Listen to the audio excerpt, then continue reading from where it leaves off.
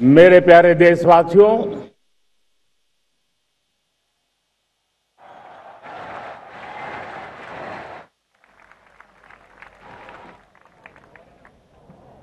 आजादी का ये महापर्व 140 करोड़ संकल्पों का पर्व है। आजादी का ये पर्व सामूहिक सिद्धियों का गौरव का पल है। हर हृदय उमंग से भरा हुआ है। देश एकता की भावना को निरंतर मजबूती दे रहा है। 140 करोड़ देशवासी आज तिरंगे के रंग में रंगे हैं। हर घर तिरंगा, भारत के हर कोने से, चाहे रेगिस्तान हो या हिमालय की चोटियां, समंदर के तट हो या घनी आबादी वाले क्षेत्र, हर तरफ से एक ही गुंज है,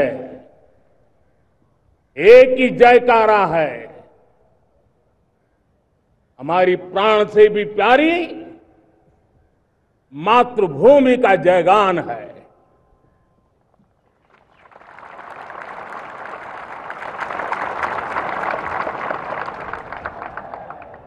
मेरे प्यारे देशवासियों,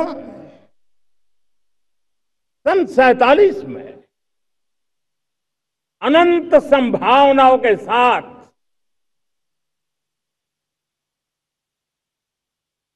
कोटि कोटि भुजाओं के सामर्थ्य के साथ हमारा देश आजाद हुआ। देश की आकांक्षाएं उड़ाने भर रही थी, लेकिन चुनौतियां उससे भी कुछ ज्यादा थी। पूज्य बापू के सिद्धांतों पर चलते हुए संविधान सभा के सदस्यों ने एक बहुत ही महत्वपूर्ण दायित्व निभाया। भारत का संविधान गत 75 वर्ष से एक प्रकाश स्तंभ बन करके हमें मार्ग दिखाता रहा है। भारत के संविधान निर्माता अनेक विद महापुरुष डॉक्टर राजेंद्र प्रसाद, बाबा साहब आंबेडकर, पंडित नेहरू, सरदार वल्लभ भाई पटेल, डॉक्टर सर्वपल्ली राधाकृष्णन जी, इतना ही नहीं, हमारी नारी शक्ति का भी योगदान कम नहीं था। हंसा मेहता जी, दाक्षायणी, वेलायुधन जैसी विदुषियों ने भी भारत के संविधान को सशक्त करने में अपनी भूमिका निभाई थी। आज लाल किले की प्राचीर से देश का मार्गदर्शन करने वाले, देश को दिशा देने वाला संविधान के निर्माताओं को आदरपूर्वक नमन करता हूं।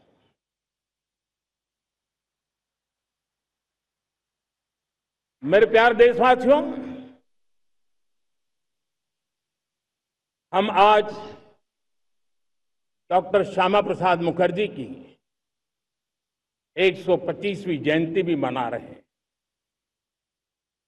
डॉक्टर श्यामा प्रसाद मुखर्जी भारत के संविधान के लिए बलिदान देने वाले देश के पहले महापुरुष थे। संविधान के लिए बलिदान, धारा 370 की दीवार गिराकर एक देश एक संविधान के मंत्र को जब हमने साकार किया तो हमने डॉक्टर श्यामा प्रसाद मुखर्जी को सच्ची श्रद्धांजलि दी। लाल किले पर आज कई विशेष महानुभाव उपस्थित हैं। दूर सुदूर गांव के पंचायतों के सदस्य हैं, ड्रोन दीदी के प्रतिनिधि हैं, लखपति दीदी की प्रतिनिधि हैं, खेल जगत से जुड़े लोग हैं, राष्ट्र जीवन में कुछ न कुछ देने वाले यहां महानुभाव उपस्थित हैं।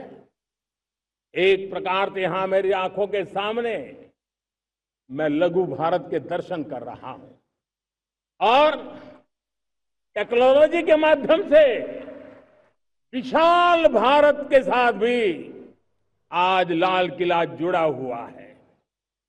मैं आजादी के इस महापर्व पर देशवासियों का, विश्व भर में फैलाए हुए भारत प्रेमियों का, हमारे मित्रों का हृदय से बहुत बहुत अभिनंदन करता हूं।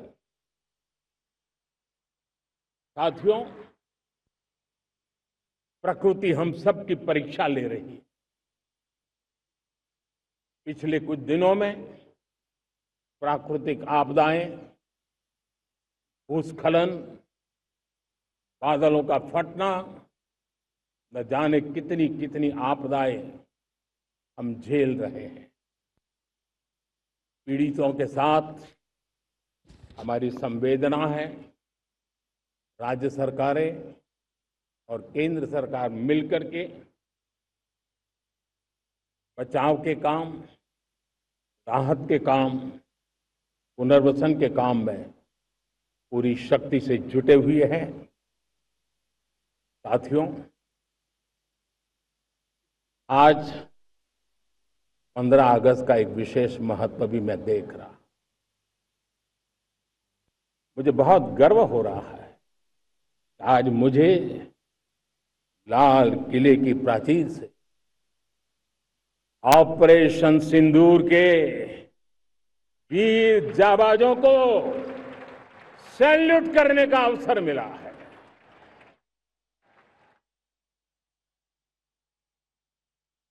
हमारे वीर जाबाज सैनिकों ने दुश्मनों को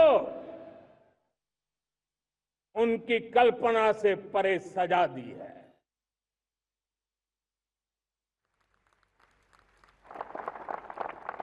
और इस अपील को पहलगाम में सीमा पार से आतंकियों ने आकर के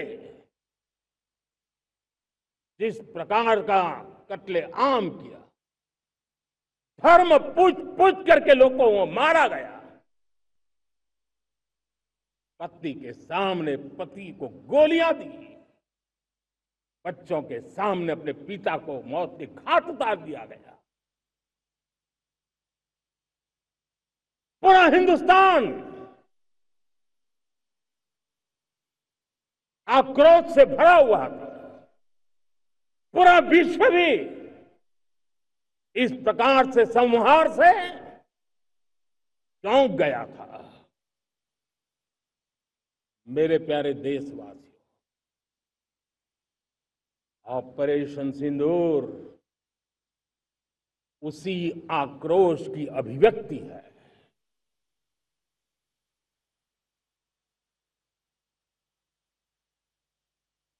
बाईस तारीख के बाद हमने हमारे सेना को खुली छूट दे दी। रणनीति वो तय करे, लक्ष्य वो तय करे, समय भी वो चुने।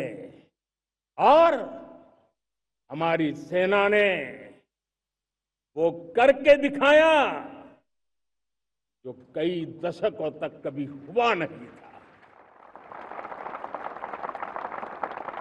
सैकड़ों किलोमीटर दुश्मन की धरती पर घुस करके आतंकी हेडक्वार्टर्स को मिट्टी में मिला दिया, आतंकी इमारतों को खंडहर बना दिया।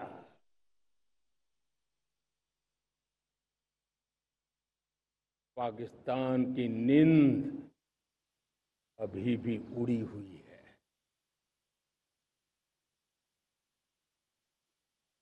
पाकिस्तान में हुई तबाही इतनी बड़ी है कि रोज नए नए खुलासे हो रहे हैं, नई नई जानकारियां आ रही हैं।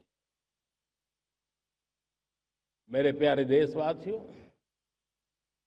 हमारा देश कई दशकों से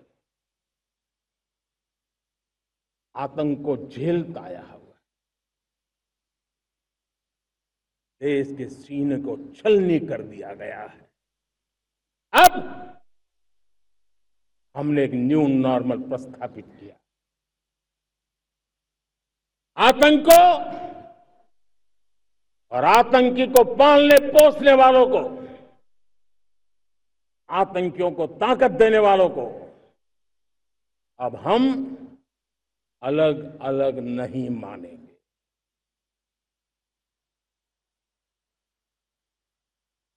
वो मानवता के समान दुश्मन है, उनके बीच कोई फर्क नहीं है। अब भारत ने तय कर लिया है कि न्यूक्लियर की धमकियों को अब हम सहने वाले नहीं हैं। न्यूक्लियर ब्लैकमेल लंबे अरसे से चलाया, अब वो ब्लैकमेल नहीं सहा जाएगा।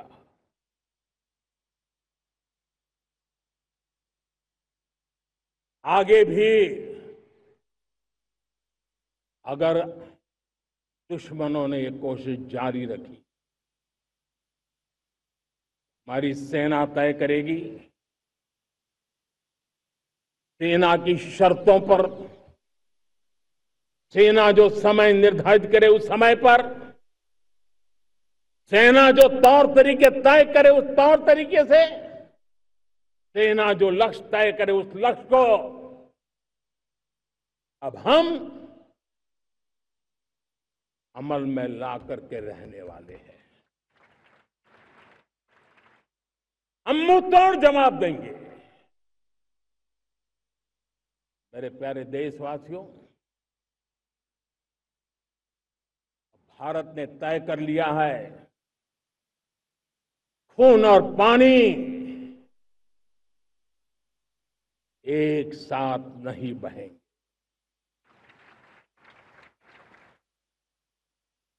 अब देशवासियों को भली भांति पता चला है कि सिंधु का समझौता कितना अन्यायपूर्ण है, कितना एक तरफा है।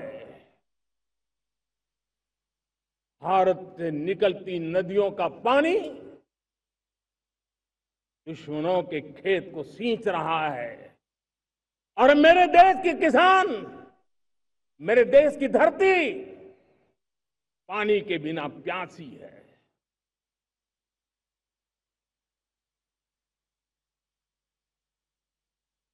ये ऐसा समझौता था जिसने पिछले 7 दशक से मेरे देश के किसानों का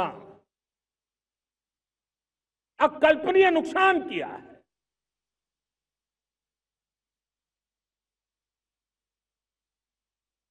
अब हिंदुस्तान के हक का जो पानी है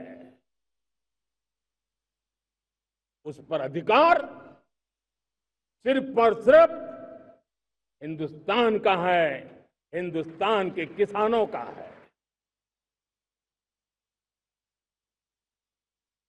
भारत कतई हिंदू समझौते को, उस स्वरूप को दशकों तक सहा है, उस स्वरूप को आगे नहीं सहा जाएगा। किसान हित में, राष्ट्र हित में ये समझौता हमें मंजूर नहीं है। मेरे प्यारे देशवासियों, आजादी के लिए असंख्य लोगों ने बलिदान दी, अपनी जवानी खपा दी, जेलों में जिंदगी गुजारी है, फांसी के तख्त पर लटके हैं, कुछ लेने पाने बनने के लिए नहीं, भारत के स्वाभिमान के लिए, कोटि कोटि जनों की आजादी के लिए, गुलामी की जंजीरों को तोड़ने के लिए। और मन में एक ही भाव था, स्वाभिमान। साथियों, गुलामी ने हमें निर्धन बना दिया, गुलामी ने हमें निर्भर भी बना दिया, औरों पर हमारी निर्भरता बढ़ती गई। हम सब जानते हैं, आजादी के बाद कोटि कोटि जनों के पेट भरना बड़ी चुनौती थी। यही मेरे देश के किसान हैं जिन्होंने खून पसीना एक करके देश के अन्न के भंडार भर दिए।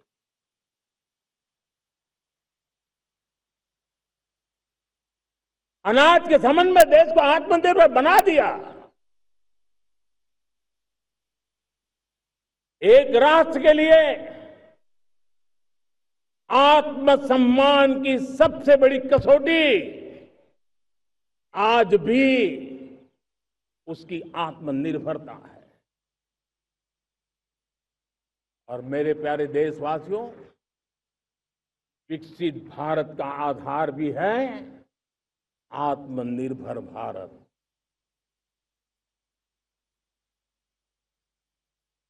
जो दूसरों पर ज्यादा निर्भर रहता है, उसकी आजादी पर उतना ही बड़ा प्रश्न चिन्ह लग जाता है। और दुर्भाग्य तो तब बन जाता है जब निर्भरता की आदत लग जाए,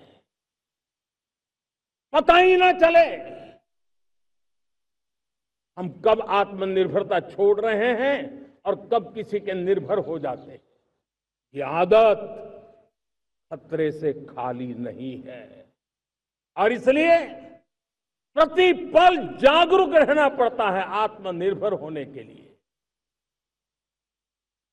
और मेरे प्यारे देशवासियों, आत्मनिर्भरता का नाता सिर्फ आयात और निर्यात, रुपये, पैसे, पाउंड, डॉलर यहां तक सीमित नहीं है। इतना सीमित अर्थ उसका नहीं है। आत्मनिर्भरता का नाता हमारे सामर्थ्य से जुड़ा हुआ है। और जब आत्मनिर्भरता खत्म होने लगती है तो सामर्थ्य भी निरंतर क्षीण होता जाता है। और इसलिए हमारे सामर्थ्य को बचाए रखने, बनाए रखने और बढ़ाए रखने के लिए आत्मनिर्भर होना बहुत अनिवार्य है। साथियों, हमने ऑपरेशन सिंदूर में देखा है मेड इन इंडिया की कमाल क्या थी। दुश्मन को पता तक न चला कि कौन से शस्त्रास्त्र है,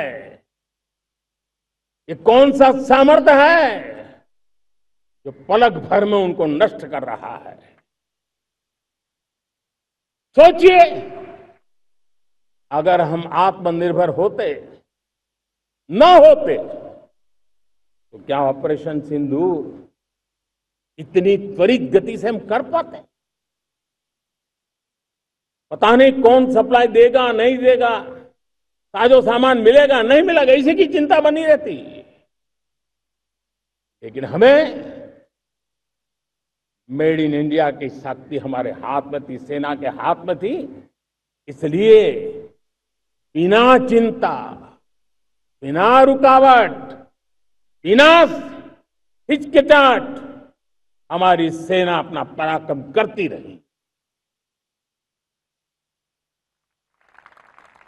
और ये पिछले 10 साल से लगातार डिफेंस के क्षेत्र में आत्मनिर्भरता पर हम एक मिशन लेकर के चले हैं, उसके नतीजे आज नजर आ रहे हैं। साथियों, मैं एक और विषय पर आपका ध्यान आकर्षित करना चाहता हूं।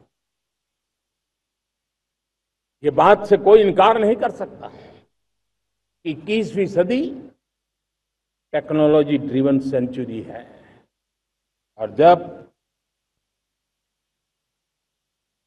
टेक्नोलॉजी ड्रिवन है और इतिहास की तरफ नजर करें तो पता है, इतिहास गवाह है, जिन जिन देशों ने टेक्नोलॉजी में महारत हासिल की, वो देश विकास की ऊंचाइयों को पार कर गए, शिखर पर पहुंच गए। आर्थिक शक्ति नए पैमाने पर पहुंचती गई। हम जब टेक्नोलॉजी के अलग अलग आयामों की बात करते हैं तो मैं आपका ध्यान आकर्षित करता हूं सेमीकंडक्टर्स पे। उदाहरण के तौर पे बताता हूं, मैं यहां लाल किले से किसी सरकार की आलोचना करने के लिए खड़ा नहीं हुआ और नहीं मैं करना चाहता, लेकिन देश की युवा पीढ़ी को जानकारी होना भी उतना जरूरी है। हमारे देश में 50-60 साल पहले सेमीकंडक्टर को लेकर के फाइलें शुरू हुई।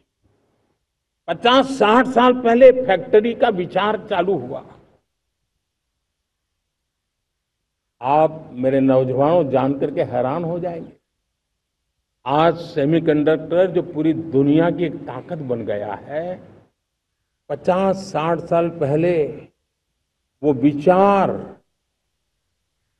वो फाइलें अटक गई, लटक गई, अटक गई। सेमीकंडक्टर के विचार की ही भ्रूण हत्या हो गई। 50-60 साल गवा दी। हमारे बाद कई देश सेमीकंडक्टर में आज महारत हासिल करके दुनिया में अपनी ताकत को प्रस्थापित कर रहे हैं। साथियों, आज हमने उस बोझ से मुक्त होकर के मिशन मोड में सेमीकंडक्टर के काम को आगे बढ़ाया। 6 अलग अलग सेमीकंडक्टर के यूनिट्स जमीन पर उतर रहे हैं। 4 नए यूनिट्स को हमने ऑलरेडी हरी झंडी दिखा दी है, ग्रीन सिग्नल दे दिया है। और देशवासियों और मेरे खास करके नौजवानों और विश्व भर में भारत की टेक्नोलॉजी की ताकत को समझने वाले लोगों को भी कहना चाहूंगा, इसी वर्ष के अंत तक मेड इन इंडिया, भारत की बनी हुई, भारत में बनी हुई, भारत के लोगों द्वारा बनी हुई मेड इन इंडिया चिप्स बाजार में आ जाएगी।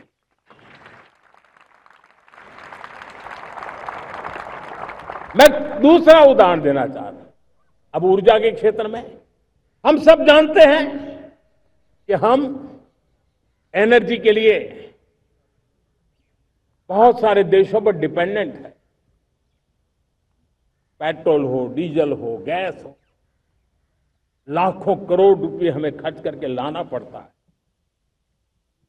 हमें इस संकट से देश को आत्मनिर्भर बनाना, ऊर्जा में आत्मनिर्भर बनाना बहुत जरूरी है। हमने बीड़ा उठाया और आज 11 वर्ष में सोलर एनर्जी 30 गुना बढ़ चुकी है। हम नए नए डैम बना रहे हैं ताकि हाइड्रो का विस्तार हो और हमें क्लीन एनर्जी की उपलब्ध हो। भारत मिशन ग्रीन हाइड्रोजन लेकर के आज हजारों करोड़ रुपए इन्वेस्ट कर रहा है। भविष्य की ऊर्जा को ध्यान में रख करके, ऊर्जा के क्षेत्रों को ध्यान में रख करके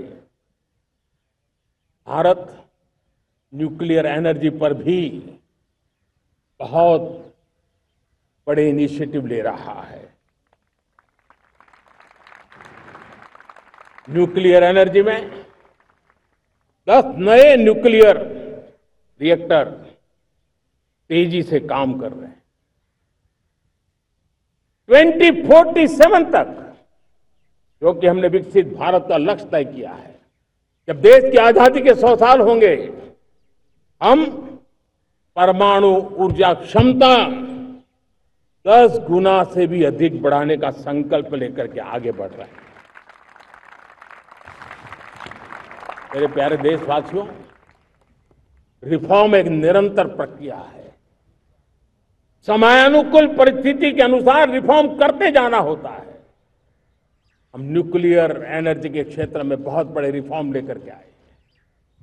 अब हमने प्राइवेट सेक्टर के लिए भी परमाणु ऊर्जा को उसके द्वार खोल दिए हैं। हम शक्ति को जोड़ना चाहते हैं। मेरे प्यारे देशवासियों,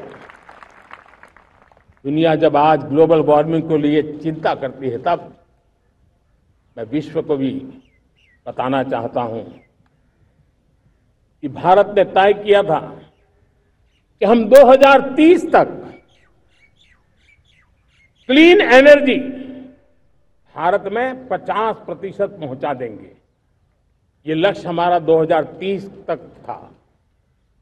मेरे देशवासियों का सामर्थ्य देखिए, मेरे देशवासियों की संकल्प शक्ति देखिए, मेरे देशवासियों को विकसित भारत बनाने का संकल्प को पूर्ण करने के लिए उनकी दौड़ देखिए। हमने जो लक्ष्य 2030 में तय किया था, वो 50% क्लीन एनर्जी का लक्ष्य 2025 में हमने कर लिया। 5 साल पहले हमने अचीव कर लिया, क्योंकि विश्व के प्रति भी हम उतने ही संवेदनशील हैं, प्रकृति के प्रति भी उतने ही हम जिम्मेवार लोग हैं। मेरे प्यारे देशवासियों, बजट का बहुत बड़ा हिस्सा ये पेट्रोल, डीजल, गैस, इन सबको लाने के लिए खर्च होता था। लाखों करोड़ रुपए चले जाते थे। अगर हम ऊर्जा में डिपेंडेंट न होते, वो धन मेरे देश के नौजवानों के भविष्य के लिए काम आता।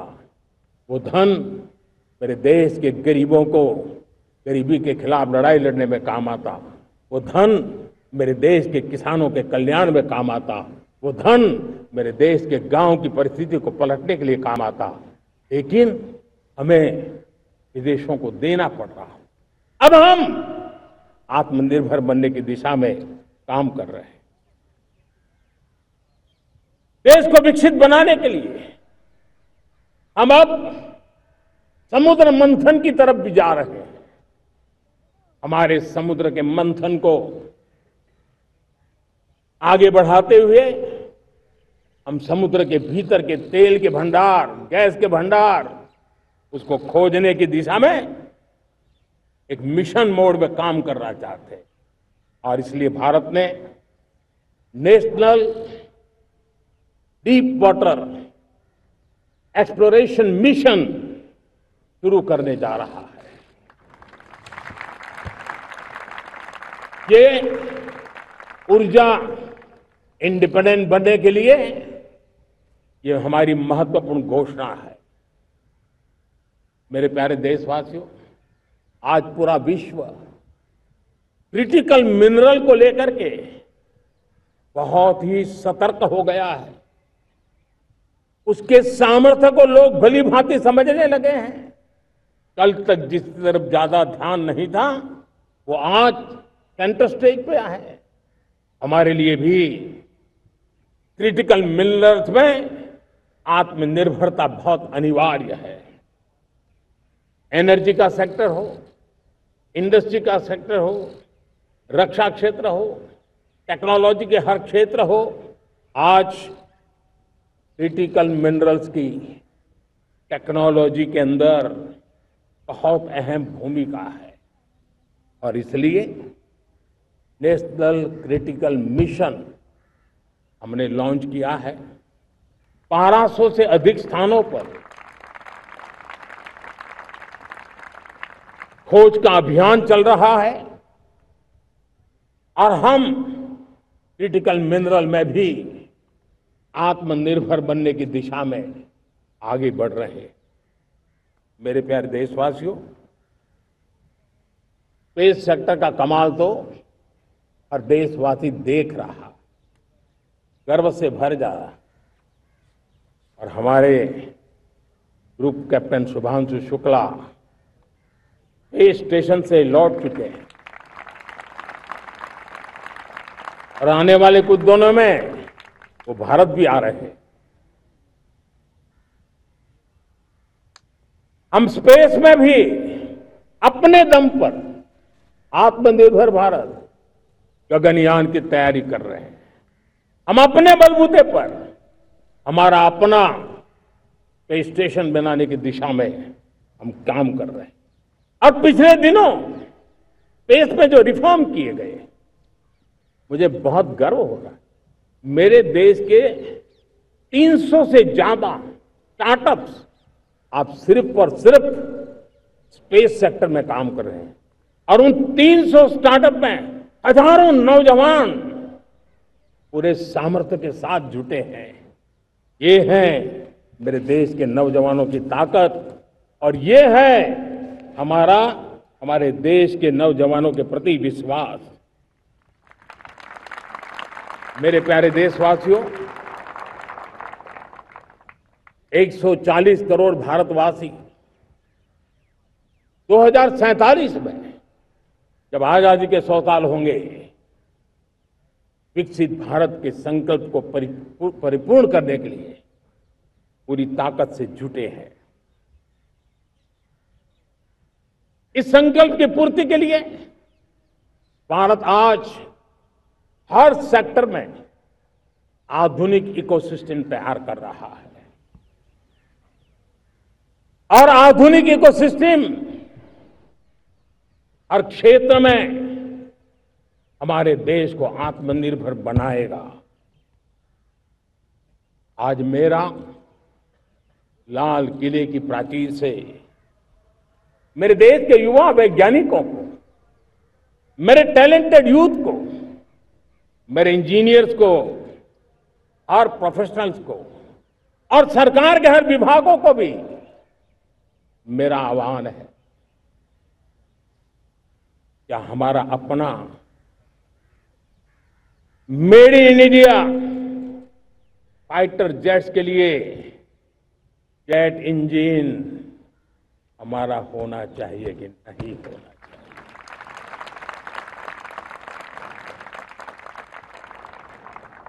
हम फार्मा ऑफ द वर्ल्ड माने जाते हैं। वैक्सीन में हम नए नए विक्रम स्थापित करते हैं, लेकिन क्या समय की मांग नहीं है? हम रिसर्च और डेवलपमेंट में और ताकत लगाएं, हमारे अपने पेटेंट हो, हमारी अपनी बनाई हुई मानव जाति के कल्याण की सस्ते से सस्ती और सबसे कारगर नई नई दवाइयों की शोध हो और संकट में साइड इफेक्ट के बिना मानव जाति के कल्याण में काम आए। बायो 3 पॉलिसी भारत सरकार ने बनाई है। मैं देश के नौजवानों को कहता हूं, आइए बायो 3 पॉलिसी का अध्ययन करके अब कदम उठाइए। देश का भाग्य बदलना है, आपका सहयोग चाहिए। मेरे प्यारे देशवासियों, आज आईटी का युग है, डेटा की ताकत है। क्या समय की मांग नहीं है? ऑपरेटिंग सिस्टम से लेकर के साइबर सुरक्षा तक, डीप टेक से लेकर के आर्टिफिशियल इंटेलिजेंस तक, सारी चीजें हमारी अपनी हो, इस पर हमारे ही लोगों का सामर्थ्य जुटा हुआ हो, उनकी सामर्थ्य शक्ति का विश्व को परिचय करा है। साथियों, आज दुनिया में सोशल मीडिया कहो, बाकी प्लेटफॉर्म कहो, दुनिया के प्लेटफॉर्म पर हम काम कर रहे हैं। दुनिया ने हमने दिखा दिया है, यूपीआई का हमारा प्लेटफॉर्म आज दुनिया को अजोबा कर रहा है। हमारे में सामर्थ्य है। रियल टाइम ट्रांजैक्शन में 50% अकेला भारत यूपीआई के माध्यम से करता है। इसका मतलब की ताकत है। क्रिएटिव वर्ल्ड हो, सोशल मीडिया हो, ये जितने भी प्लेटफॉर्म्स हैं, मेरे देश के नौजवानों में चुनौती करता हूं आपको, आइए हमारे अपने प्लेटफॉर्म क्यों ना हो, हम क्यों दूसरों पर निर्भर रहे, क्यों भारत का धन बाहर जाए। और मुझे आपके सामर्थ्य पर भरोसा है। मेरे प्यारे देशवासी, जैसे ऊर्जा के क्षेत्र में हम डिपेंडेंट हैं, वैसा ही देश का दुर्भाग्य है कि फर्टिलाइजर, उसमें भी हमें दुनिया पर निर्भर रहना पड़ता है। मेरे देश के किसान भी फर्टिलाइजर का सही उपयोग कर करके धरती माता की सेवा कर सकते हैं। अनाप शनाप उपयोग से भी धरती मां को बहुत नुकसान पहुंचा रहे हैं। लेकिन साथ साथ मैं देश के नौजवानों को कहना चाहता हूं, देश के उद्योग जगत को कहना चाहता हूं, देश के प्राइवेट सेक्टर को कहना चाहता हूं, आइए हम फर्टिलाइजर के भंडार भर दें, हम नए नए तौर तरीके खोजें और भारत की आवश्यकता के अनुसार हम अपना फर्टिलाइजर तैयार करें। हम औरों पर निर्भर न रहे। साथियों, आने वाला युग ईवी का है। अब ईवी बैटरी क्या हम नहीं बनाएंगे? हम निर्भर रहेंगे? सोलर पैनल की बात हो, इलेक्ट्रिक व्हीकल्स के लिए जिन जिन चीजों की आवश्यकताएं हैं, वो हमारी अपनी होनी चाहिए।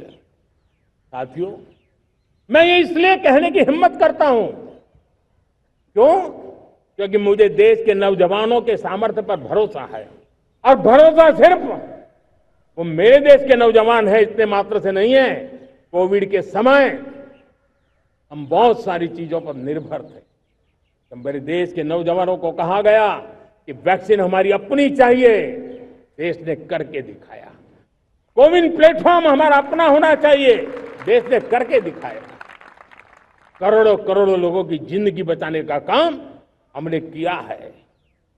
वही स्पिरिट, वही जज्बा हमें जीवन के हर क्षेत्र में आत्मनिर्भर बनने के लिए अपना सब कुछ देना है। अपना जो बेस्ट है वो हमें दे करके रहना है। साथियों, पिछले 11 साल में एंटरप्रेन्योरशिप, उद्यमशीलता को बहुत बड़ी ताकत मिली। आज लाखों स्टार्टअप्स टियर 2, टियर 3 सिटी में देश की अर्थशक्ति को, देश के इनोवेशन को ताकत दे रहे हैं। उसी प्रकार से मुद्रा योजना से हमारे देश के करोड़ों नौजवान, उसमें भी हमारी बेटियां, करोड़ों करोड़ों लोग मुद्रा से लोन लेकर के अपना खुद का कारोबार कर रहे हैं। खुद तो अपने पैरों पर खड़े हुए हैं, लेकिन औरों को भी पैरों पर खड़े रहने की ताकत देते हैं। वे भी एक प्रकार से हर व्यक्ति को आत्मनिर्भर बनाने का अवसर दे रही है। मेरे साथियों, विमेन सेल्फ हेल्प ग्रुप, किसी का ध्यान नहीं था। पिछले 10 साल में विमेन सेल्फ हेल्प ग्रुप ने कमाल करके दिखाया। आज उनके प्रोडक्ट दुनिया के बाजार में जाने लगे हैं। लाखों करोड़ों का कारोबार हमारे विमेन सेल्फ हेल्प ग्रुप करते हैं। मैंने एक बार मन की बात में खिलौने की बात कही थी। हम करोड़ों करोड़ रुपए में खिलौने विदेश से लाते थे। मैंने ऐसे ही मन की बात में कहा, करे मेरे देश के नौजवानों, ऐसा भी करें इन्हें क्या, किलो भी बाहर जाएंगे। और आज मैं गर्व से कहता हूं कि मेरा देश खिलौने एक्सपोर्ट करने लग गया है। यानी देश के सामर्थ्य को हर प्रकार के अवसर मिले, हर रुकावटों से मुक्ति मिले, उसको सर्वाधिक करने के लिए प्रेरित किया जाए। देश कर सकता है। मैं देश के युवाओं से कहता हूं, आइए आप इनोवेटिव आइडियाज लेकर के, आपके आइडियाज को मरने मत देना दोस्तों। आज का आपका आइडिया हो सकता है आने वाली पीढ़ी का भविष्य बना सकता है।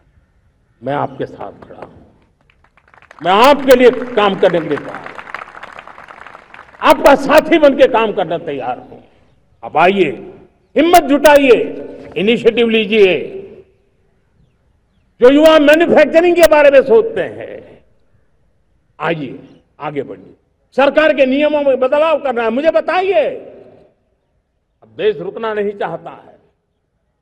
2047 दूर नहीं है, एक एक पल की कीमत है और हम एक भी पल गंवाना नहीं चाहते दोस्तों।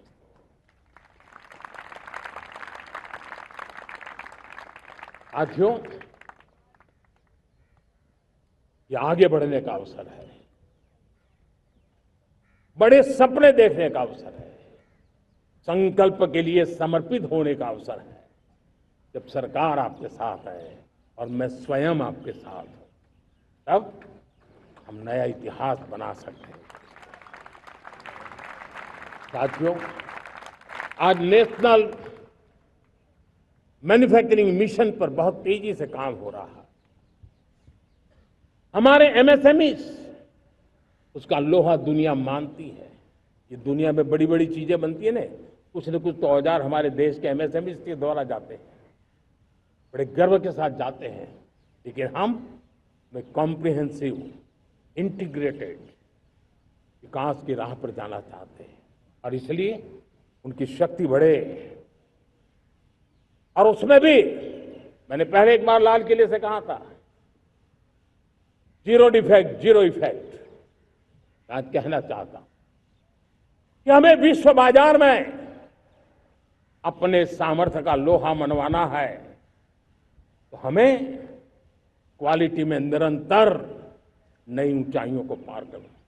दुनिया क्वालिटी को स्वीकार करती है, हमारी गुणवत्ता सबसे ज्यादा हो और सरकार के भी प्रयास हो, रॉ मटेरियल की भी उपलब्धि हो, हमारी प्रोडक्शन की कॉस्ट कैसे कम हो, हम उसमें दम रह गए।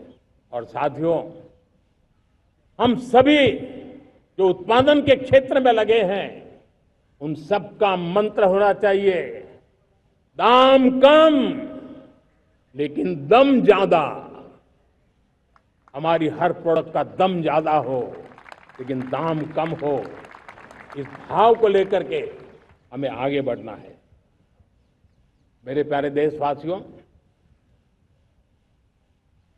आजादी के लिए अनगिनत लोगों ने बलिदान दिए हैं। मैंने पहले भी कहा, जवानी खपा दी, फांसी पे लटक गए। क्यों? स्वतंत्र भारत के लिए 75-100 साल पहले का वो कालखंड याद कीजिए। पूरा देश स्वतंत्र भारत के मंत्र को लेकर के जीता था। आज समय की मांग है, स्वतंत्र भारत का मंत्र लेकर के जीने वालों ने हमें स्वतंत्र भारत दिया। आज 140 करोड़ देशवासियों का एक ही मंत्र होना चाहिए, समृद्ध भारत। अगर कोटि कोटि लोगों के बलिदान से स्वतंत्र भारत हो सकता है, तो कोटि कोटि लोगों के संकल्प से, पुरुषार्थ से, आत्मनिर्भर बनने से वोकल फॉर लोकल की बात करने से, स्वदेशी का मंत्र को जापने से समृद्ध भारत भी बन सकता है। वो पीढ़ी स्वतंत्र भारत के लिए खप गई थी, ये पीढ़ी समृद्ध भारत के लिए नए कदम उठाए, यही समय की मांग है। और इसलिए मैं आज बार बार आग्रह करता हूं और मैं देश के सभी इन्फ्लुएंसर्स को कहना चाहता हूं, इस मंत्र को आगे बढ़ाने में मेरी मदद कीजिए। मैं सभी राजनीतिक दलों को, राजनेताओं को सबसे कहता हूं कि आइए, ये किसी राजनीतिक दल का एजेंडा नहीं है, भारत हम सबका है। हम मिलकर के वोकल फॉर लोकल उस मंत्र को हर नागरिक के जीवन का मंत्र बनाएं। भारत में बनी हुई, भारत के नागरिकों के पसीने से बनी हुई वो चीजें जिसमें भारत की मिट्टी की महक हो और जो भारत के आत्मनिर्भर के संकल्प को ताकत देता हो, हम उसी को खरीदेंगे, हम उसी का उपयोग करेंगे, हम उस दिशा में आगे आए। यह हमारा सामूहिक संकल्प हो, देखते ही देखते हम दुनिया बदल देंगे। दोस्तों, मैं आज हर छोटे मोटे व्यापारी को, दुकानदार से आग्रह करना चाहता हूं, आपकी भी जिम्मेवारी है। हम छोटे थे, हमने कभी बाजार में देखा नहीं था कि शुद्ध घी की दुकान, ऐसे ही लिखा जाता था घी की दुकान, लेकिन समय रहते लोग लिखने लगे शुद्ध घी की दुकान। मैं चाहता हूं देश में ऐसे व्यापारी आगे आए, ऐसे दुकानदार आए कि हाँ स्वदेशी माल बिकता है, वो बोर्ड लगा रहे हैं। हम स्वदेशी का गर्व करने लगे। हम स्वदेशी मजबूरी में नहीं, मजबूती के साथ उपयोग करेंगे, मजबूती के लिए उपयोग करेंगे और जरूरत पड़ी तो औरों को मजबूर करने के लिए उपयोग करेंगे। ये हमारी ताकत होनी चाहिए, ये हमारा मंत्र होना चाहिए। मेरे प्यारे देशवासियों,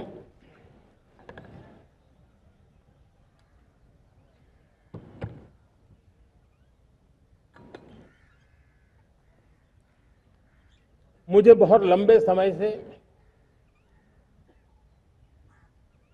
सरकार में काम करने का अवसर मिला है।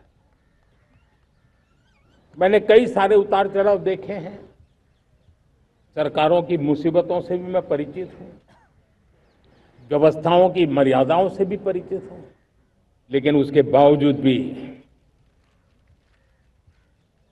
हमारी जिम्मेवारी है कि हम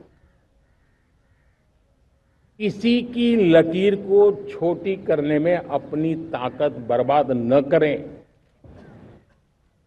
मैं बड़े अनुभव से कहता हूं, किसी दूसरे की लकीर छोटी करने के लिए अपनी ऊर्जा हमें नहीं खपानी है।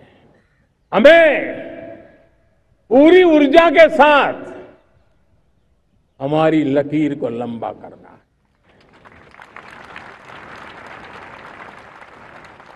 हम अगर अपनी लकीर लंबी करते हैं तो दुनिया भी हमारा लोहा मानेगी। आज जब वैश्विक परिस्थितियों में आर्थिक स्वार्थ दिनों दिन बढ़ रहा है, तब समय की मांग है कि हम उन संकटों के रोते बैठने की जरूरत नहीं है, हिम्मत के साथ हम अपनी लकीर को लंबी करें। और मैं 25 साल के शासन के अनुभव से कह सकता हूं, अगर ये रास्ता हमने चुन लिया, हर किसी ने चुन लिया, तो फिर कोई स्वार्थ हमें अपनी चंगुल में नहीं फंसा सकता है। मेरे प्यारे देशवासियों, बीता दशक रिफॉर्म, परफॉर्म, ट्रांसफॉर्म कर रहा है, लेकिन अब हमें और नई ताकत से जुड़ना है। पिछले दिनों हमने कई रिफॉर्म्स किए, एफडीआई हो, इंश्योरेंस कंपनी की बात हो, विश्व की यूनिवर्सिटीज को भारत के अंदर स्थान देने की बात हो, कई रिफॉर्म्स किए हैं। 40,000 से ज्यादा अनावश्यक कंप्लायंसेस को हमने खत्म किया है। इतना ही नहीं, 1500 से अधिक पुराने कानून जो बाबा आदम के जमाने के थे, उन सबको हमने खत्म कर दिया है। हमने दर्जनों कानूनों को सरल करने के लिए संसद में जाकर के जनता के हितों को सर्वोपरि रख करके बदलाव किए हैं। इस बार भी हो हल्ला के बीच लोगों तक बात पहुंची नहीं होगी, लेकिन एक बहुत बड़ा रिफॉर्म इनकम टैक्स एक्ट में हुआ है। करीब 280 से ज्यादा धाराएं हमने समाप्त करने का निर्णय किया है। और साथियों, सिर्फ आर्थिक मोर्चे पर ही रिफॉर्म नहीं, हमने नागरिक के जीवन को भी आसान बनाने के लिए रिफॉर्म किए। इनकम टैक्स रिफंड की बात हो, रिफॉर्म का परिणाम है। फेसलेस असेसमेंट की बात हो, रिफॉर्म का परिणाम है। 12 लाख तक आज इनकम टैक्स से मुक्ति दे देना, देश का जो भविष्य बनाने में उत्सुक है, ऐसा मेरा मध्यम वर्ग का परिवार आज कुला नहीं समा रहा है। कभी किसी ने सोचा नहीं था कि 12 लाख रुपए तक का इनकम टैक्स पर जीरो कर दिया जाएगा। आज कर लिया है। जब देश का सामर्थ्य बढ़ता है तो देशवासियों को लाभ मिलता है। अंग्रेजों के जमाने से दंड संहिता में हम दबे पड़े थे, दंड का भय दिखा करके जीवन चल रहा था। 75 साल आजादी के ऐसे ही गए। हमने दंड संहिता को खत्म कर दिया, न्याय संहिता को ले आए हैं। न्याय संहिता में भारत के नागरिक के प्रति विश्वास का भाव है, भारत के नागरिक के अंदर अपनेपन का भाव है, संवेदनशीलताओं से भरा हुआ है। हमने रिफॉर्म की यात्रा को तेज करने के लिए बीड़ा उठाया। हम बहुत तेजी से आगे बढ़ना चाहते हैं। मैं चाहता हूं देशवासियों, देश के लिए कर रहा हूं, मैं मेरे लिए नहीं कर रहा हूं, किसी का बुरा करने के लिए नहीं कर रहा हूं। मेरे राजनीतिक दल, मेरे प्रतिस्पर्धी साथी भी देश की इस उज्जवल भविष्य के लिए आगे आए, हमारा साथ दे। स्ट्रक्चरल रिफॉर्म्स की बात हो, रेगुलेटरी रिफॉर्म्स की बात हो, पॉलिसी रिफॉर्म की चर्चा हो, प्रोसेस रिफॉर्म की चर्चा हो, प्रोसीड्यूरल रिफॉर्म्स करने की जरूरत हो, हर प्रकार के रिफॉर्म्स ये आज हमने मकसद बना करके चले हैं। और मेरे प्यारे देशवासियों, नेक्स्ट जनरेशन रिफॉर्म्स के लिए हमें एक टास्क फोर्स गठित करने का निर्णय किया है। ये टास्क फोर्स समय सीमा में इस काम को पूरा करे, वर्तमान नियम, कानून, नीतियां, रीतियां 21वीं सदी के अनुकूल, वैश्विक वातावरण में अनुकूल और भारत को 2047 में विकसित राष्ट्र बनाने के संदर्भ में नए सिरे से तैयार हो और उसका समय सीमा में अपना कार्य पूरा करने के लिए इस टास्क फोर्स की रचना की है। साथियों, ये रिफॉर्म के कारण जो नए लोग अपना भविष्य बनाने चाहते हैं उनको तो हिम्मत मिलेगी। हमारे स्टार्टअप्स हो, हमारे लघु उद्योग हो, हमारे गृह उद्योग हो, उन लोग उद्यमियों को उनकी कंप्लायंस कॉस्ट बहुत कम हो जाएगी और उसके कारण उनको एक नई ताकत मिलेगी। जो एक्सपोर्ट की दुनिया में उनको लॉजिस्टिक सपोर्ट के कारण, व्यवस्थाओं में बदलाव के कारण उनको एक बहुत बड़ी ताकत मिलेगी। साथियों, ऐसे ऐसे कानून है हमारे देश में, छोटी छोटी चीजों के लिए जेल में डालने के कानून है। आप हैरान हो जाएंगे, किसी ने नजर नहीं डाली। मैं पीछे लगा हूं, ये मेरे देश के नागरिकों को जेल में बंद करने वाले जो अनावश्यक कानून है वो खत्म होने चाहिए। हम संसद में पहले भी बिल लाए थे, इस बार भी लेके आए हैं। साथियों, इस दिवाली में आपकी डबल दिवाली का काम मैं करने वाला हूं। इस दिवाली में आपको एक बहुत बड़ा तोहफा देशवासियों को मिलने वाला है। पिछले 8 साल से हमने जीएसटी का बहुत बड़ा रिफॉर्म किया। पूरे देश में टैक्स के बर्डन को कम किया, टैक्स की व्यवस्थाओं को सरल किया और 8 साल के बाद समय की मांग है कि हम एक बार उसको रिव्यू करें। हमने एक हाई पावर कमेटी को बिठा करके रिव्यू शुरू किया, राज्यों से भी विचार विमर्श किया और मेरे प्यारे देशवासियों, हम नेक्स्ट जनरेशन जीएसटी रिफॉर्म्स लेकर के आ रहे हैं। ये दिवाली के अंदर आपके लिए तोहफा बन जाएंगे। सामान्य मानवीय की जरूरतों के टैक्स भारी मात्रा में कम कर दिए जाएंगे। बहुत बड़ी सुविधा बढ़ेगी। हमारे एमएसएमई, हमारे लघु उद्यमी, इनको बहुत बड़ा लाभ मिलेगा। रोजमर्रा की चीजें बहुत सस्ती हो जाएगी और उससे इकोनॉमी को भी एक नया बल मिलने वाला है। मेरे प्यारे देशवासियों, आज देश तीसरी बड़ी इकोनॉमी बनने के लिए समय है, तेज गति से आगे बढ़ रहा है। हम दरवाजे खटखटा रहे हैं और बहुत तेजी से हम उसको अचीव भी कर लेंगे। और कोई तो दिन होगा मैं आपके बीच आकर के लाल किले की प्राचीर से ये खबर भी सुनाऊंगा।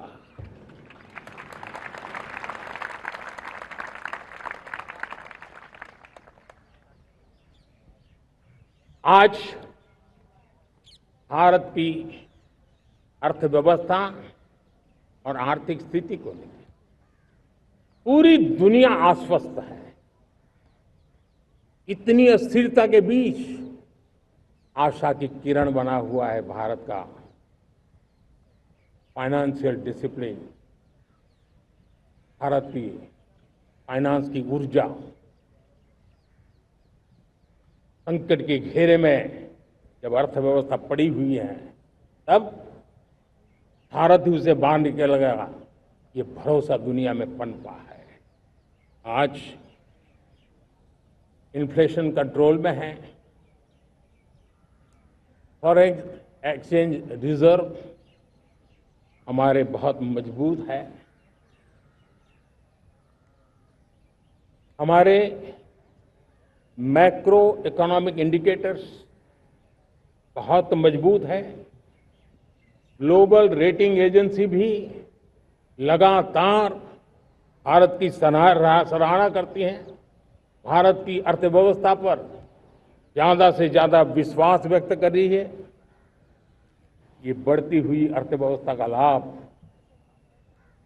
मेरे देश के गरीबों को मिले, मेरे देश के किसानों को मिले, मेरे देश की नारी शक्ति को मिले, मेरे देश के मध्यम वर्ग को मिले, मेरे देश की विकास धारा को ताकत देने वाला बने। उस दिशा में हम नए नए प्रयास करें। आज युवाओं के लिए नए नए सेक्टर में हमारे नौजवानों के लिए अवसर बन रहे हैं। स्किल डेवलपमेंट, स्वरोजगार, बड़ी बड़ी कंपनियों में इंटर्नशिप, इस पर एक बहुत बड़े स्तर पर अभियान चल रहा है। और इसलिए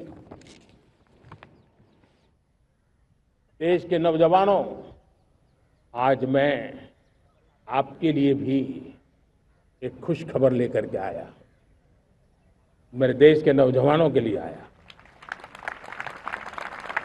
आज 15 अगस्त है। आज 15 अगस्त के ही दिन मेरे देश के युवाओं के लिए 1 लाख करोड़ रुपए की योजना हम चालू कर रहे हैं, लागू कर रहे हैं। आज से प्रधानमंत्री विकसित भारत रोजगार योजना आज ही 15 अगस्त को लागू हो रही है। ये आपके लिए बहुत खुशखबरी है। इस योजना के तहत निजी क्षेत्र में पहली नौकरी पाने वाले नौजवान को, बेटे बेटी को 15,000 रुपया सरकार की तरफ से दिए जाएंगे। कंपनियों को भी नए रोजगार देने के अवसर जो भी ज्यादा जुटाएगा, उनको भी प्रोत्साहन राशि दी जाएगी। प्रधानमंत्री विकसित भारत रोजगार योजना करीब करीब 3.5 करोड़ नौजवानों को रोजगार के नए अवसर बनाएगी। मैं सभी नौजवानों को इसके लिए बहुत बहुत बधाई देता हूं। मेरे प्यारे देशवासियों, आज भारत में नारी शक्ति का लोहा हर कोई मानने लगा। बढ़ती इकोनॉमी की लाभार्थी हमारी नारी है, लेकिन बढ़ती इकोनॉमी को गति देने में भी हमारी नारी का बहुत बड़ा योगदान भी, हमारी मातृशक्ति का योगदान है, हमारी स्त्री शक्ति का योगदान है। स्टार्टअप से लेकर स्पेस सेक्टर तक हमारी बेटियां छाई हुई हैं, खेल के मैदान में छाई हुई हैं, फौज में चमक रही है। आज गर्व के साथ नारी कंधे से कंधा मिला करके देश की विकास यात्रा में भागीदार हो रही। देश गर्व से भर गया जब एनडीए की विमेन कैडेट्स उनका पहला पास आउट हुआ था। पूरा देश गर्व से भर गया था। सारे टीवी चैनल उसी के पीछे लगे हुए थे। कितने बड़े गौरव की पल थी। Self help group, 10 crore self help group की बहनें क्या कमाल कर रही है। नमो ड्रोन दीदी नारी शक्ति की एक नई पहचान बनी। गांव में मुझे एक बहन मिली, वो कहती मुझे अब तो गांव वाले पायलट कह करके बुलाते हैं। बड़े गर्व से कह रही, ज्यादा पढ़ी लिखी नहीं थी, लेकिन उसका रतबा पैदा हुआ है। साथियों, हमने 3 करोड़ महिलाओं को लखपति दीदी बनाने का संकल्प लिया था। 3 करोड़। और मुझे आज संतोष है कि हम तेज गति से काम कर रहे हैं। समय से पहले 3 करोड़ का लक्ष्य पार कर लेंगे। और आज मैं खुशी से देश को बताना चाहता हूं कि मेरे नारी शक्ति का सामर्थ्य देखिए। देखते ही देखते 2 करोड़ महिलाएं लखपति दीदी बन चुकी है। आज कुछ लखपति दीदी हमारे सामने बैठी है। ये है मेरे सामर्थ्य। और मेरा विश्वास है दोस्तों, भारत की विकास यात्रा में उनकी भागीदारी बढ़ने वाली। मेरे प्यारे देशवासियों, मेरे देश के किसानों का भारत की अर्थव्यवस्था में बहुत बड़ा योगदान है। भारत के किसानों की मेहनत रंग ला रही है। पिछले साल अनाज के उत्पादन में मेरे देश के किसानों ने के पुराने सारे विक्रम तोड़ दिए। ये सामर्थ्य है मेरे देश का। इतनी ही जमीन, लेकिन व्यवस्थाएं बदली, पानी पहुंचने लगा, अच्छे सीड्स मिलने लगे, किसानों को अच्छी सुविधाएं मिलने लगी, तो वो अपना सामर्थ्य देश के लिए बढ़ा रहा है। आज भारत दूध, दाल, जूट जैसे उत्पादन में नंबर 1 है दुनिया में। आज दुनिया का दूसरा सबसे बड़ा फिश प्रोड्यूसर, मेरे मछुआरा भाई बहनों की ताकत देखिए। फिश प्रोड्यूसर में दुनिया में हम दूसरे नंबर पर पहुंच चुके हैं। आज भारत चावल, गेहूं, फल और सब्जी के उत्पादन में भी दुनिया में दूसरे नंबर पर पहुंच चुका है। साथियों, आपको खुशी होगी, मेरे देश के किसान जो पैदावार देते हैं, आज वो उत्पादन दुनिया के बाजार में पहुंच रहा है। 4 लाख करोड़ रुपया एग्रो प्रोडक्ट का एक्सपोर्ट हुआ है। ये मेरे देश के किसानों ने भी ताकत दिखाई है। हम छोटे किसान हो, पशुपालक हो, मछुआरे हो, देश के विकास की अनेक योजनाओं का लाभ आज हम उन तक पहुंचा रहे हैं। पीएम किसान सम्मान निधि हो, रेन वाटर हार्वेस्टिंग हो, सिंचाई की योजनाएं हो, क्वालिटी सीड्स हो, फर्टिलाइजर की आवश्यकता हो, हर क्षेत्र में आज और किसान को एक भरोसा हो गया है फसल बीमा का। वो साहसिक बना रहा है, उसका परिणाम भी देश को मिल रहा है। जो पहले कल्पना की बात थी आज हकीकत बन गई है। देशवासियों, हमारे देश के पशुधन को बचाने के हमें कोविड की वैक्सीन मुफ्त में मिली, वो तो याद है, लेकिन हम पशुधन के लिए भी अब तक 125 डोज मुफ्त में पशुओं को लगा चुके हैं। फूट एंड माउथ डिसीज से मुक्ति पाने के लिए, जो हमारा यहाँ उत्तर भारत में उसे खुरपका मुंहपका बीमारी कहते हैं, उसे बचाने के लिए 125 करोड़ डोज हम लगा चुके हैं और मुफ्त में लगा चुके हैं। हम खेती के मामले में देश के वो जिले जहां के किसान औरों से पीछे रह गए, किसी न किसी कारण से 100 जिले ऐसे हैं जहां अपेक्षाकृत कम खेती है, और इसलिए हमने 100 जिले आइडेंटिफाई किए हैं पूरे देश में से, और वहां के किसानों को एम्पावर करना, किसानों को शक्ति देना, किसानों को मदद करने का एक अभियान चलाया है। और इसके लिए पीएम धन धान्य कृषि योजना का आरंभ किया है। पीएम धन धान्य कृषि योजना वो देश के 100 जिले जहां थोड़ी सी भी मदद कर देंगे तो वहां का किसान भी भारत के अन्य किसानों की बराबरी कर देगा। मेरे प्यारे देशवासियों, भारत के किसान, भारत के पशुपालक, भारत के मछुआरे, ये हमारी सबसे बड़ी प्राथमिकता है। भारत के किसान, भारत के मछुआरे, भारत के पशुपालक, उनसे जुड़ी किसी भी अहितकारी नीति के आगे मोदी दीवार बन के खड़ा है।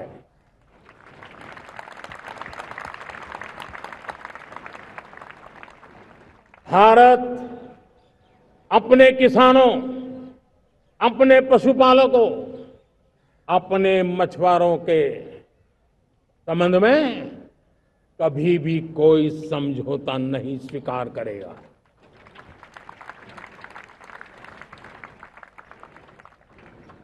प्यारे देशवासियों, गरीबी क्या होती है मुझे किताबों में पढ़ना नहीं पड़ा है, मैं जानता, सरकार में भी रहा हूं, और इसलिए मेरी कोशिश रही है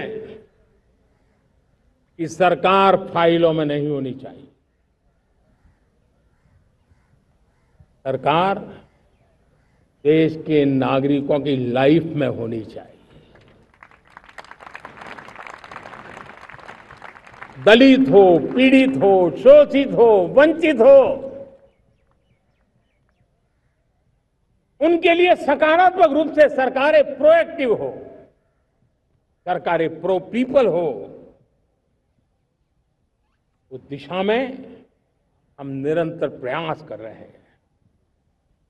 समाज के हर जरूरत व्यक्ति के लिए, कुछ लोगों को लगता है कि सरकार की योजनाएं पहले भी आती थी, जी नहीं, हम सरकार की योजनाओं को जमीन पर उतार रहे हैं, सैचुरेशन पर बल देते हैं, और सामाजिक न्याय का अगर कोई सच्चा एजुकेशन है तो सैचुरेशन में है, जिसमें कोई हकदार छूटे नहीं, हकदार के घर तक सरकार जाए और उसे अपना हक की चीजें मिले, उसके लिए हम काम कर रहे हैं। जनधन अकाउंट जब खोले गए ना, वो सिर्फ बैंक का अकाउंट था ऐसा नहीं है, उसे एक स्वाभिमान मिला था कि बैंक के दरवाजे मेरे लिए भी खुलते हैं, मैं भी बैंक के दरवाजे में जाकर के टेबल पे हाथ रख करके बात कर सकता हूं। ये विश्वास हमने जगाया है। आयुष्मान भारत ने बीमारी को सहने की आदत से मुक्ति दिलाने का और उनको अच्छे स्वास्थ्य के लिए मदद करने का काम और जब हम वरिष्ठ नागरिकों को 5 लाख रुपए से ज्यादा मदद कर करके उनके आरोग्य की चिंता करते हैं, आज पीएम आवास 4 करोड़ गरीबों को घर मिलना मतलब जिंदगी के नए सपने वहां सजते हैं। वो सिर्फ 4 दीवारें नहीं है दोस्तों। रेहड़ी पटरी वालों के लिए पीएम स्वनिधि योजना, जो कभी प्याज के चक्कर में फंसा रहता था, आज पीएम स्वनिधि से रेहड़ी पटरी वाला भी, और आपने देखा वो यूपीआई से पैसे लेता है, यूपीआई से पैसे देता है। ये बदलाव आखिरी व्यक्ति तक चिंता लोगों की लाइफ में सरकार होनी चाहिए। उसी के कारण ये जमीन से जुड़ी योजनाएं बनती हैं और जमीन से जुड़ी योजनाएं जमीन पर उतरती हैं और जमीन से उतरी हुई योजनाएं जीवन में बदलाव लाने का एक सशक्त माध्यम बन जाती है। एक समय था गरीब हो, पीड़ित हो, आदिवासी हो, वंचित हो, दिव्यांग हो, हमारी विधवा माताएं बहनें हो, अपने हक के लिए दर दर भटकते रहते थे। सरकारी दफ्तरों में चक्कर लगाते लगाते जिंदगी पूरी हो जाती। आज सरकार आपके दरवाजे पर आती है, सैचुरेशन के अप्रोच को लेकर के आती है, करोड़ों लाभार्थियों को सरकारी योजनाओं का लाभ मिल रहा है। डायरेक्ट बेनिफिट ट्रांसफर एक बहुत बड़ा क्रांतिकारी काम हुआ है। साथियों, गरीबी हटाओ के नारे देश ने बहुत सुने हैं, लाल किले से भी सुने, और देश सुन सुन करके थक गया था और देश ने मान लिया था कि गरीबी हट नहीं सकती है। लेकिन जब हम योजनाओं को गरीब के घर तक ले जाते हैं, विश्वास को गरीब के मन में हम पैदा करते हैं, तब मेरे देश के 25 करोड़ गरीब गरीबी को परास्त कर करके, गरीबी से बाहर निकल करके एक नया इतिहास बनाते हैं। आज 10 करोड़ गरीब और 10 वर्ष में 25 करोड़ से ज्यादा गरीब गरीबी को परास्त कर करके गरीबी से बाहर निकले हैं और एक नियो मिडिल क्लास तैयार हुआ है। मेरे साथियों, ये नियो मिडिल क्लास और मिडिल क्लास एक ऐसी जुगलबंदी है जिसमें एस्पिरेशन भी है, एफर्ट भी है। वो देश को आगे बढ़ाने के लिए बहुत बड़ा सामर्थ्य बनने वाली है। मेरे प्यारे देशवासियों, बहुत ही निकट भविष्य में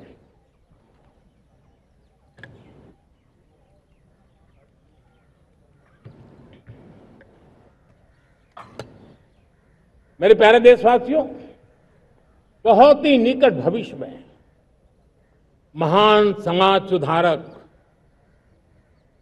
महात्मा ज्योतिबा फुले जी की 200वीं जयंती आ रही है। हम उस जयंती के समारोह शुरू करने जा रहे हैं और महात्मा ज्योतिबा फुले के सिद्धांत, उन्होंने जो मंत्र दिए, उसमें हमारे लिए प्रेरणा है। पिछड़े को प्राथमिकता, पिछड़े को प्राथमिकता देते हुए हम परिवर्तन की ऊंचाइयों को प्राप्त करना चाहते हैं। हम इसके लिए परिश्रम की पराकाष्ठा करना चाहते हैं।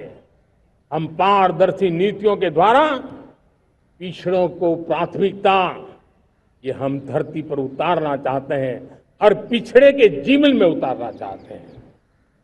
साथियों, रेहड़ी पटरी वालों के लिए स्वनिधि योजना हो या हमारे हुनर वाले, हाथ से काम करने वाले विश्वकर्मा योजना की बात हो, आदिवासी में भी जो पिछड़े रह गए हैं उनके लिए पीएम जनधन की योजना की बात हो, हमारे पूर्वी भारत को विकास में पूरे देश के अंदर बराबरी में लाना और उनको नेतृत्व देने की दिशा में काम हो।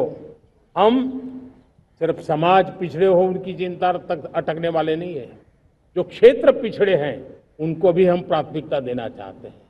जो जिले पिछड़े रहे हैं हम उनको प्राथमिकता देना चाहते हैं।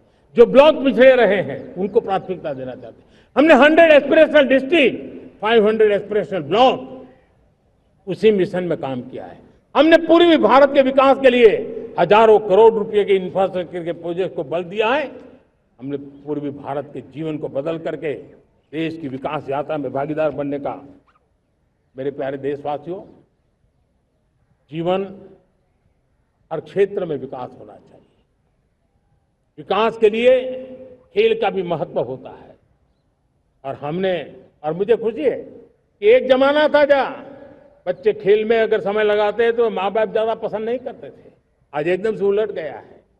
अगर बच्चे खेलकूद में आगे आते हैं, रुचि लेते हैं, तो माँ बाप गर्व से भर जाते हैं। मैं इसे एक शुभ संकेत मानता हूं। मेरे देश के परिवार के अंदर खेल को प्रोत्साहन का वातावरण मैं देखता हूं, मेरा मन गर्व से भर जाता है। मैं इसे देश के भविष्य के लिए बहुत शुभ संकेत मानता हूं। और साथियों, इस खेल को बढ़ावा देने के लिए हमने नेशनल स्पोर्ट्स पॉलिसी, कई दशकों के बाद हम देश में खेलो भारत नीति को लेकर के आए हैं, ताकि एक खेल जगत का सर्वांगीण विकास का प्रयास हो। स्कूल से लेकर के ओलंपिक तक हम एक पूरा इकोसिस्टम डेवलप करना चाहते हैं। चाहे कोचिंग की व्यवस्था हो, फिटनेस की बात हो, खेल के मैदान हो, खेल की व्यवस्थाएं हो, खेल के लिए आवश्यक साधन हो, लघु उद्योगों को भी खेल के साधन बनाने में मदद करने की बात हो। यानी एक प्रकार से पूरा इकोसिस्टम हम दूर दराज के बच्चों तक पहुंचाना चाहते हैं। लेकिन साथियों, जब मैं फिटनेस की बात करता हूं, जब मैं खेलकूद की बात करता हूं, तो मैं एक चिंता भी आपके सामने रखना चाहता हूं। हमारे देश के हर परिवार को चिंता करनी चाहिए। मोटापा हमारे देश के लिए बहुत बड़ा संकट बनता जा रहा है। आने वाले वर्षों में लोग, जो पंडित लोग हैं वो कहते हैं, जो जानकार लोग कहते हैं, हर तीसरे व्यक्ति में एक व्यक्ति मोटापे का शिकार होगा। हमें मोटापे से बचना है, ओबेसिटी से बचना है। और इसलिए मैंने बाकी सब करना पड़ेगा, लेकिन एक छोटा सा सुझाव दिया था कि परिवार तय करे कि जब खाने का तेल घर में आएगा 10% कम ही आएगा और 10% कम ही उपयोग करेंगे, और हम ओबेसिटी के खिलाफ लड़ाई को जीतने की दिशा में हम अपना योगदान देंगे।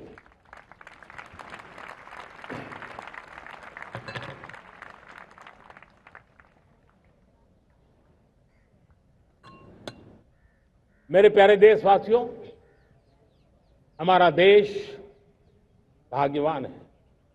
हजारों साल की विरासत के हम धनी हैं, और वो हमें निरंतर ऊर्जा मिलती है, प्रेरणा मिलती है, त्याग और तपस्या की राह मिलती है।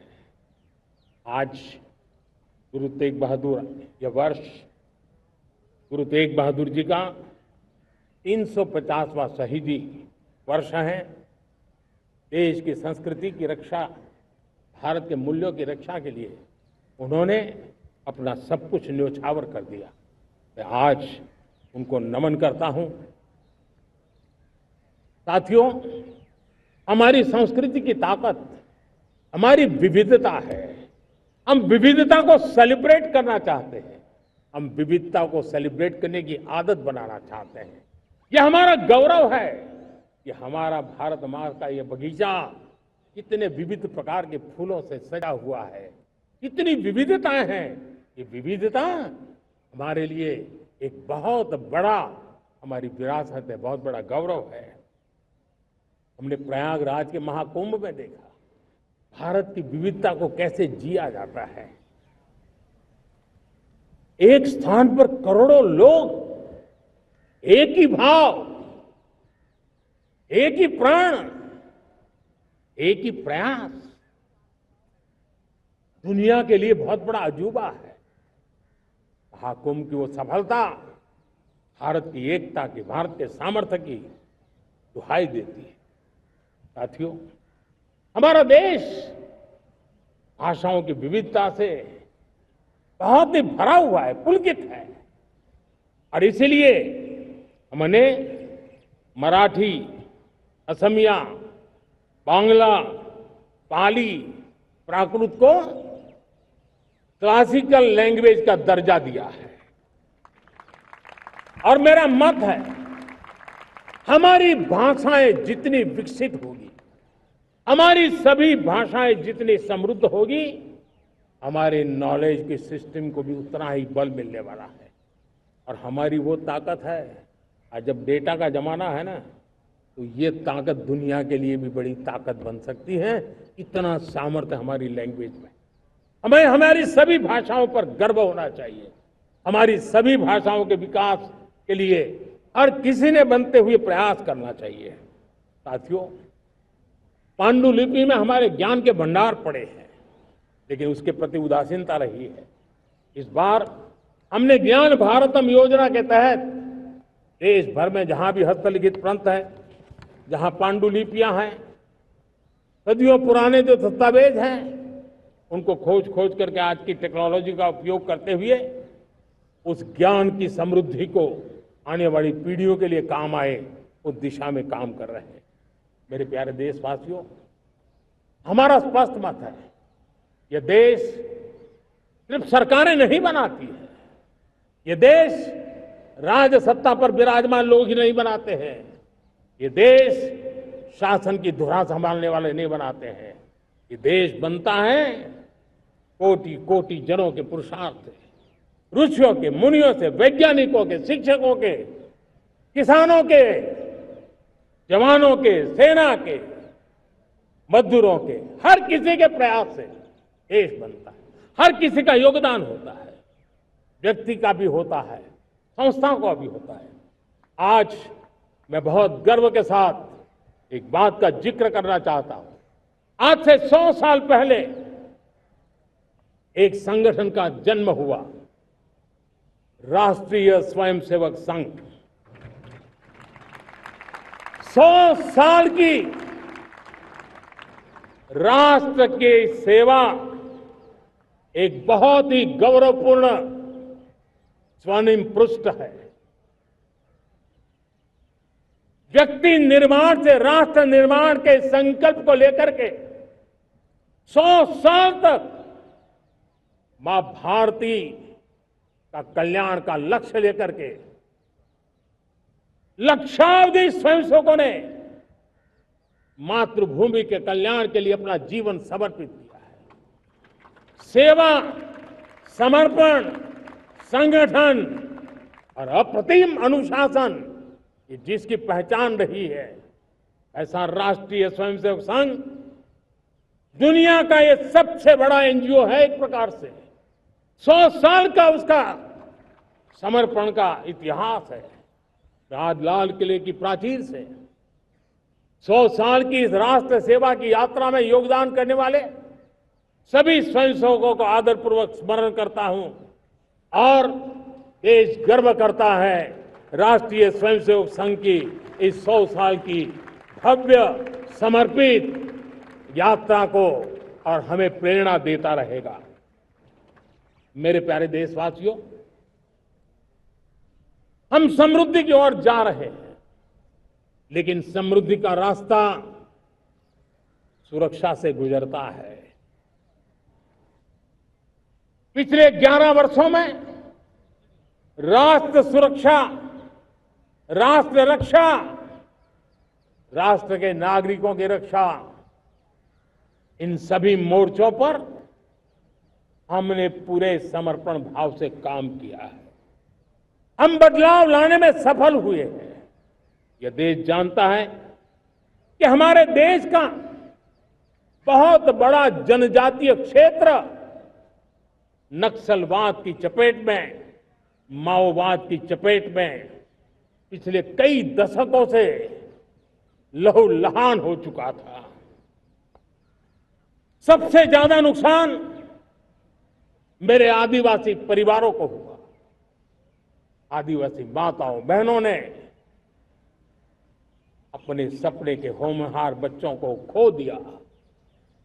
नौजवान बेटे गलत रास्ते पर खींच लिए गए, भटकाए गए, उनकी जीवन को तबाह कर दिया गया।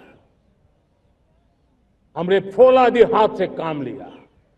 एक समय था, कभी 125 से ज्यादा जिलों में नक्सलवाद अपनी जड़ें जमा चुका था। माओवाद की चंगुल में हमारे जनजातीय क्षेत्र, हमारे जनजातीय नौजवान फंसे हुए थे और आज 125 जिलों में से कम होते होते हम 20 पर ले आए हैं। उन जनजातीय समाज की सबसे बड़ी हमने सेवा की है। और आप देखिए, एक जमाना था जब बस्तर को याद करते ही माओवाद, नक्सलवाद, बम बंदूक की आवाज सुनाई देती थी। उसी बस्तर में माओवाद नक्सल से मुक्त होने के बाद जब बस्तर के नौजवान ओलंपिक करते हैं, हजारों नौजवान भारत माता की जय बोल करके खेल के मैदान में उतरते हैं, पूरा वातावरण उत्साह से भर जाता है। ये बदलाव देश देख रहा है। जो क्षेत्र कभी रेड कॉरिडोर के रूप में जाने जाते थे, वो आज विकास के ग्रीन कॉरिडोर बन रहे हैं। साथियों, हमारे लिए गर्व की बात है, भारत के नक्शे में जिन क्षेत्रों को